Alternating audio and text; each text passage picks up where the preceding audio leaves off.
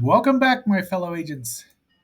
It is I, your master of mystical magic and mayhem, X7, the host of Xenorama, the podcast of heroes and monsters. Today we're going to be looking at the most bizarre 1962 movie, The Magic Sword, which is written, produced, directed by Burt I. Gordon, Mr. Big himself. You've seen, we haven't really talked about too many of his movies, well, any of his movies, really. This is my favorite one. I think it's his best movie, though The Boy and the Pirates does have some merit to it. However, this one really is tops. So, before we get into it too far, and before I forget, like usual, please like, share, subscribe, leave a comment, and hit that subscribe notification bell if you want to be, notified of new content every day. So, having said all that, let's get going. Right? Okay, here it's... Oh, geez, now that hoser's roaring. All right, that's pretty much all that I have to say here, except for the music is great. It's by Richard Markowitz. Let's see if he's done anything of note. Wild Wild West. Oh, television series scores. Mission Impossible. He did not write the themes, but he did, especially for Mission. Buck Rogers and Columbo. That's a pretty good resume, I'd say. So let's listen to a tiny bit of it here. How about?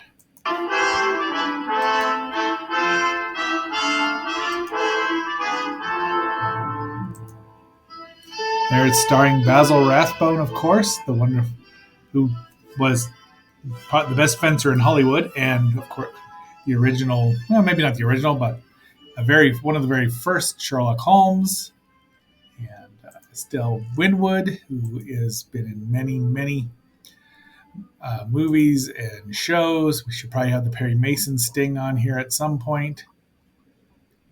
All right, so there's our music.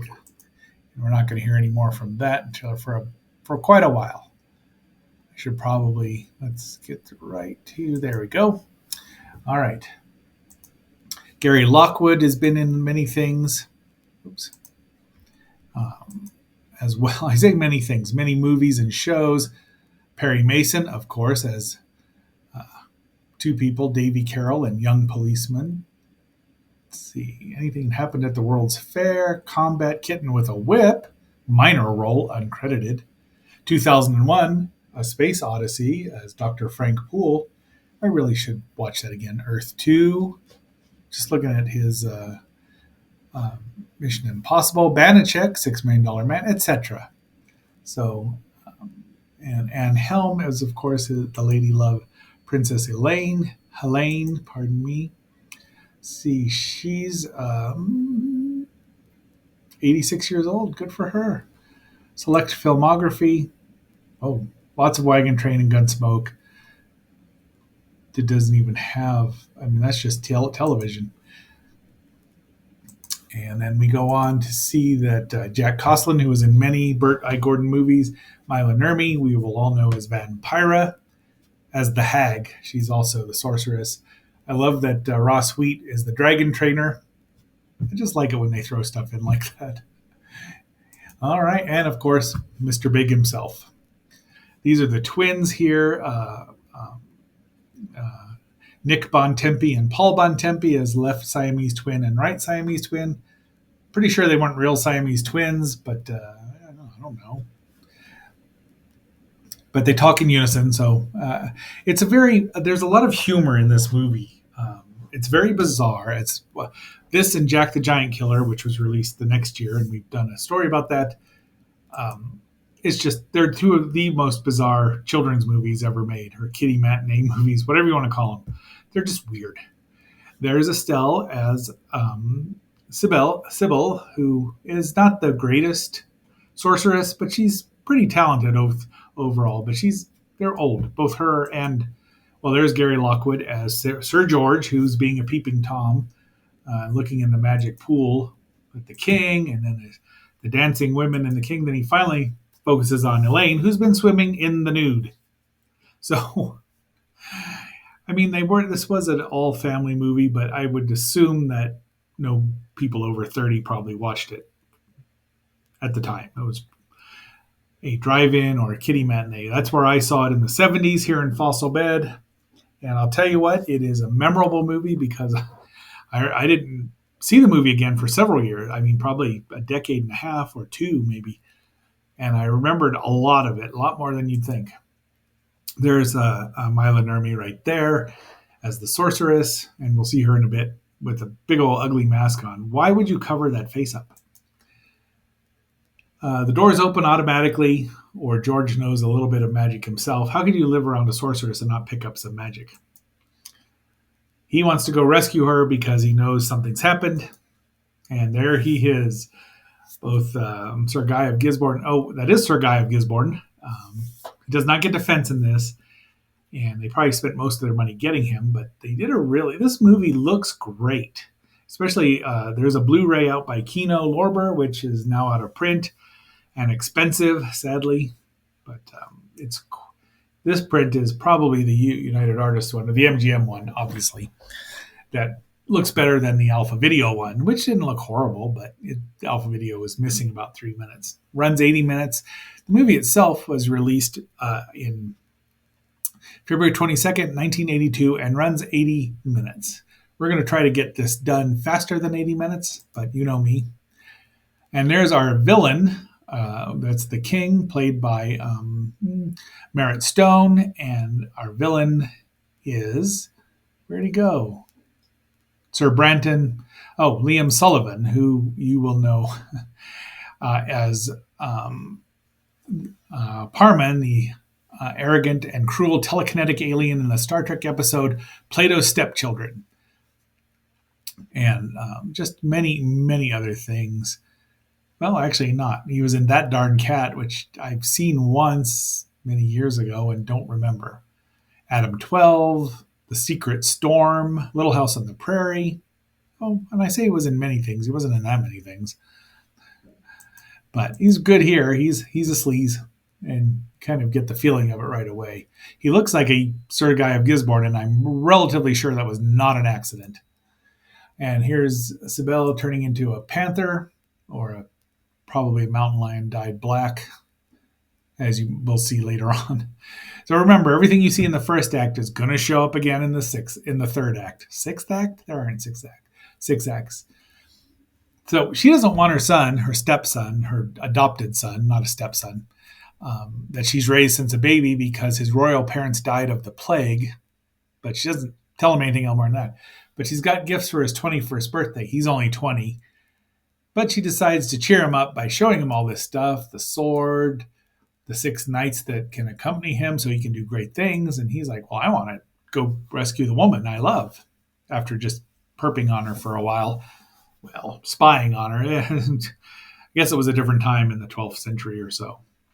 This movie was also known as St. George and the Dragon. Oh, damn. And St. George and the Seven Curses. And we're not going to get it. I was going to use a bit from the Dragonette, St. George and the Dragonette, but alas, I blew it.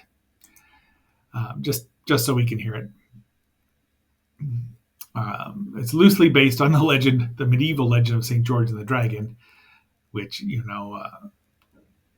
I don't even know when that was. 13th century. So this is between the 11th and 12th century. So he traps Sibel into her own, I don't want to say dungeon, but her basement, essentially, where all her father's stuff is, and just leaves her there. It's like, I'll rescue when I come back. Doesn't tell anybody, and nobody goes looking for her. Brings the 6 soldiers of victory to life, so now there's 7 soldiers of victory. And the king is saying, oh, I'm so happy that you're here to help us out there, Sir Brenton. That's an odd ring you have. And once again, we're still on the first third. But George and his knights show up. They're all from different nationalities: France, Spain, Ireland, Italy, Scotland, and Germany. And when you hear Sir Ulrich of Germany speaking, you say, oh, that's Paul Frees, because you can't miss that voice. Oh, he was doing Boris Badenov at the time, and this is similar, but not, as good to buy, bad buy. Elaine is captured, of course, and at the castle, and there's two other princesses there who get fed to the dragon immediately.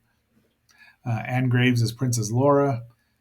I don't even know who the other princess is, but right to the dragon. But Lodak is very charming. I mean, it is Basil Rathbone, who's always charming, even when he's going to kill you. And she shows them that, and of course, Helene, I keep calling her Elaine, but it's Helene, doesn't know George from a hole in the wall or Lodak, but he sees all these knights are going after him, which annoys Lodak because it's just supposed to be Branton, and Branton's got Lodak's ring. That's why there's a dragon on it. Here is Jack Costlin as the giant, or the ogre, which is pretty good. He looks kind of wolfish, but really nice process shots here. Way better than Bert's usual stuff, which fades in and out. So they gave him some money to do this. I don't know what it made or how much it cost, but every penny is put up there. He did a good job. It's a little bloody, and you can see the eyes in there, but the mouth doesn't move. It just roars a lot. And Elaine's all excited. Oh, he beat your ogre. He killed him. Of course, there he goes. Now, then two small people annoy Elaine, and she runs out. Look at this set. Now, it may be a little sparse, but of course, Lodak's not a creature of comfort now, is he? But she's scared. She runs into some little people here, which unfortunately there's a lot of, I just can't see it very well. I got this copy from the Internet Archive, and it was the best one they had. And, I do have a copy of it, but it's just easier to get screen captures this way. We're a happy family. We're a happy family. Gabba, gabba, hey, gabba, hey. I just keep thinking of the Ramones song here. So two of the knights are dead, and they're all starting to blame old Sir Guy of Gisborne Jr., Sir Branton, for running off. And now they're in the fog, and poor, I want to say, which one is this? Let's see. Sir Anthony of Italy falls into this bog and drowns. Sir Brandon kicks George in, and he's only saved by his magic sword, literally, right there. Not too much rotoscoping done here or animation, but it's very effective. The effects are all incredibly effective for such a low-budget movie. I mean, if you compare this to, say, Empire of the Ants or Food of the Gods, it's no contest. Or even the first Colossal, The Amazing Colossal Man. Yeah, that's really good. I mean, mostly due to Glenn, the guy playing Glenn Manning. His performance is amazing. This is what happens to Sir, the Italian knight. But fortunately, George's sword just lifts him right up. So here's our Siamese twin, playing chess with the monkey and probably losing, when Estelle bursts out of the dungeon there, and she's annoyed, and nobody came to save her. The monkey brings her a stiff drink that's bubbling. I'd like to try that one, I'll tell you what. So she goes and looks, and now I've got to help my son or he'll get killed by this moron, because, see, they're all yelling at him. The actors stay in accent. Some of them are like Jacques Gallo as Sir Denis of France, has a French accent and speaks French fluently. I don't think anybody else. Maybe Angus Duncan is Scottish, and Leroy Johnson. No, wait. Where is John Malden, Sir Patrick of Ireland? Jeez. Could they use any more names that were more stereotypical? We find out that, of course, Lodak is in league with Sir Branton because Sir Branton has his ring. They've made a deal. Once Sir Branton is on the throne or has Elaine to wed, so he'll get the throne, he'll give his ring back. And it's never explained how he got the ring. There is our French knight with his French lady. I don't think she ever got a name. But unfortunately for him, that's not her. She's even got some sharp teeth there. And she turns into Mila Nurmi again, the hag, who fails because the cross there on the shield, not once has Christianity been mentioned at all, but the cross scares her away. Lodak has some harsh words for her and turns her into a spider. A big old honkin' spider. It's probably not native to Europe. This film was shot on the 20th Century Fox backlot and at the Samuel Goldwyn Studio. Now, it wouldn't surprise me if there's some shots there at Bronson Canyon either. And these two are not, they don't hate each other. I mean, they don't like each other. Sibel says she hates him, but they're very cordial to each other. She knows that he's more powerful than him, but she's still trying to help out. The colors look great here. I would assume that Kino Lorber's Blu Ray was amazing. And I do really like this movie and wish I'd have purchased it. So she makes a potion to help Jack defeat him, and then it explodes in her face, and she takes all of Jack's powers away. Don't! And the next two knights get killed by a swirling, I don't know, pinwheel of death, maybe? Heat spiral. So, and it gives them boils, gross, and their hair falls out. Not the best looking skull caps, but it's all right. Then they disappear. They vanished. I guess they were evaporated. Now Jack finds out his powers are gone because his magic sword will not open anything, because that was the other thing. It could open and close anything that was around. Maybe he should cast Magic Missile. I really blew it with the clips I could have played here. However, we do have one here, and we'll listen to it a little bit because we run into some ghosts, grim grinning ghosts. And, oh, come on. I marked it down here, right? He's escaped again. Sir Patrick, too? No. Patrick is finished. But Sir George is riding this way. There was no way out of that cave, Lodak. Was it magic? No, not magic. Then how did George escape? I think, yes. Something stronger than magic. A power of Patrick's faith. Which would be, Patrick would be a Catholic, of course, because he's in Ireland. And, everything was fine until Cromwell happened, right? Tell me I'm wrong. But be that as it may, we're going to get into a little bit of the trailer here because it's fun. Let's see. Here's recent media. There we go. I am Sir George, possessor of the magic sword. By its powers, I will lead you on the 7 great adventures, each one mightier than the other. There's that theme song. So George gets to the castle, and Lodek, I keep wanting to call him Rodek, but Goldar is nowhere to be found here. But Lodek, see, they're still a happy family. Tricks Sir Brenton and then fixes him good.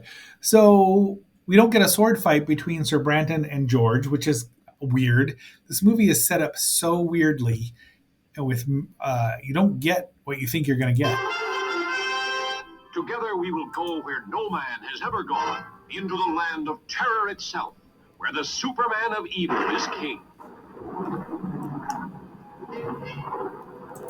We are approaching the end here, where they're going to sacrifice Elaine to the dragon. I don't know what he's going to do with George.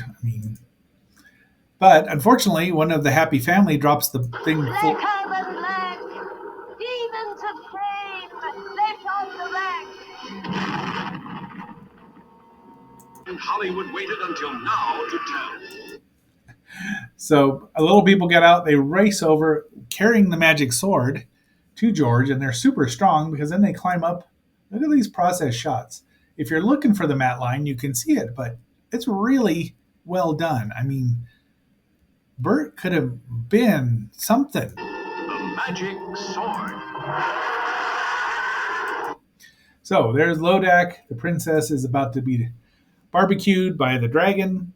George rides up. He still doesn't have his powers back, but he gamely goes. He does what heroes do in spite of all odds, despite themselves.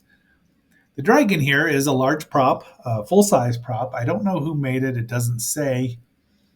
It's fairly decent. It's for being very immobile. It doesn't move at all. The heads move, but the claws don't come out.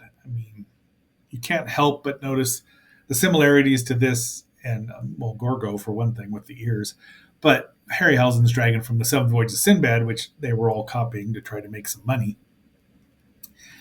And but George has to ride up to it to get it to menace him. See, as we see there. But it does what it does. They wisely keep it right there and don't even have the claws move. All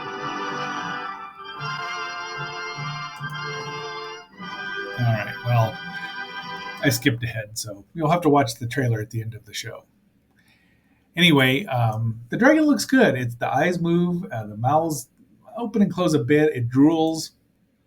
And these two, once again, have a very cordial conversation, which just floors me. But Basil Rathbone is just charming. And they lucked out in getting him to do this. And both Estelle, she's a great actress. Gary is adequate. And Anne, who's Princess Helene, is very good too. She's been in lots of stuff.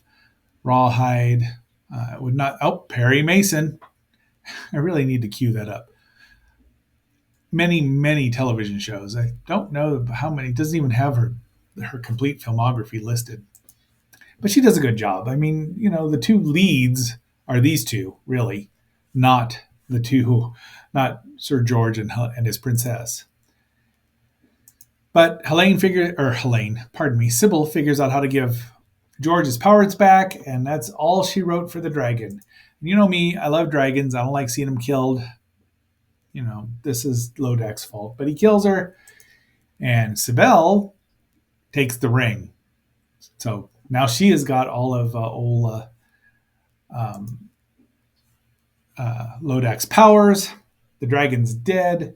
Lodak's going to call upon the curse of himself. Maybe he was about to turn into a wyvern, although this was released before Jack the Giant Killer. This strikes me very much as Torrin Thatcher. But fortunately, Sybil remembers her old trick. Now, see, that looks like a mountain lion or a puma or a cougar, take your pick, that's just been kind of dyed dark. And it goes after him. And that's the end of Lodak. So George doesn't even get to kill either bad guy. So it's weird. However, everybody's happy. They come back, they get married, and then the 6 knights are back alive because what magic can do, magic can undo, right? Then we see Sybil and her. But who are these two the Siamese twins?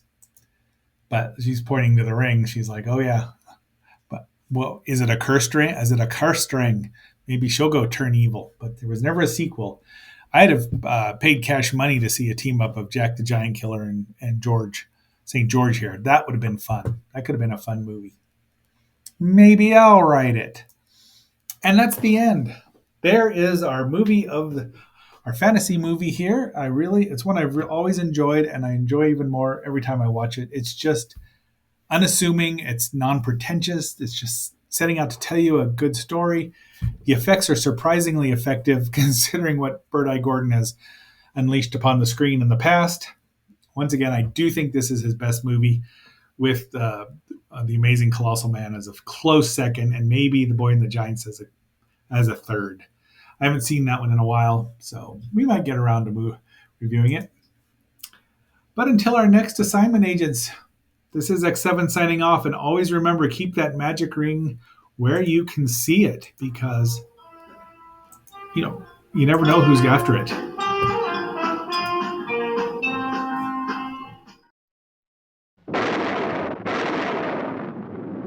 I am Sir George, possessor of the magic sword.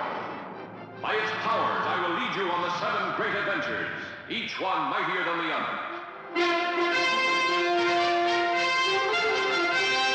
Together we will go where no man has ever gone, into the land of terror itself, where the Superman of evil is king.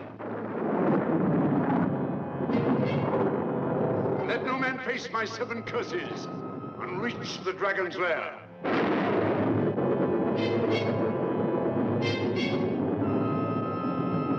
Together we will dare the demons of the green flame. See the white-hot face of the fiery rock. Enter the mammoth cave that closes behind you, where humans are trapped, entombed. Brave the volcanic inferno of the boiling crater. See the miracle of the magic sword. Battle the gigantic ogre.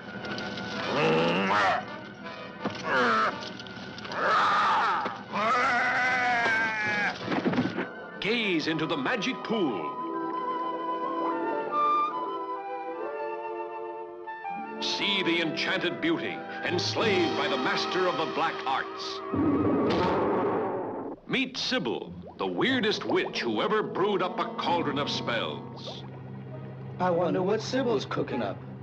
Witches of Hecate, blacker than black, demons of shame, left on the rack.